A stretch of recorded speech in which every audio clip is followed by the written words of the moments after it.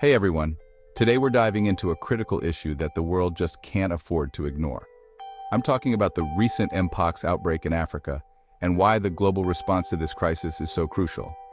The World Health Organization has declared an international public health emergency, with cases spreading beyond the Democratic Republic of the Congo, where the virus is originally endemic.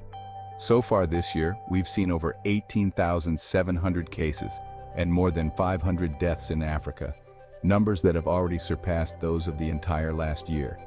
The Africa Centers for Disease Control and Prevention has also declared a continental public health emergency. Dr. Ebere Okereke, a global health expert at Chatham House, issued a stark warning. She said, "The consequences of failing to respond robustly to these declarations could be severe, potentially leading to the increased spread of new and more dangerous variants. The risk of a failure to act now is not just a risk to Africa, but to the rest of the world.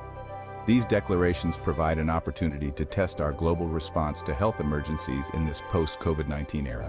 It's a chance to show that we've learned from past mistakes, especially when it comes to equity. Remember how the COVID pandemic played out? Resources like vaccines, tests, and PPE took much longer to reach developing countries. This strained relationships between richer and poorer nations. Negotiations around a planned pandemic agreement have also stalled, particularly on the issue of equity. How can developing countries be guaranteed access to drugs and treatments if they're the ones capturing information on pathogens in their territories? Dr. Okereke said how we respond now will be a litmus test for a future pandemic treaty's effectiveness. Nick Dearden, Director of Global Justice Now, adds another layer to this issue. He pointed out that mpox has been endemic in a handful of African countries for years, but no serious action was taken until it posed a threat to the West. Sound familiar? During the COVID pandemic, lives lost in the global South were often treated as collateral damage in the rush for pharmaceutical profits. It's no wonder trust in the West has plummeted. Dearden also criticized pharmaceutical corporations for impeding equitable access to vaccines in pursuit of higher profits. He called on rich countries to stand up to big pharma and back measures in the pandemic treaty negotiations to stop this inequity from repeating. The U.S. announced it would donate 50,000 doses of the Jynneos vaccine against mpox to the DRC.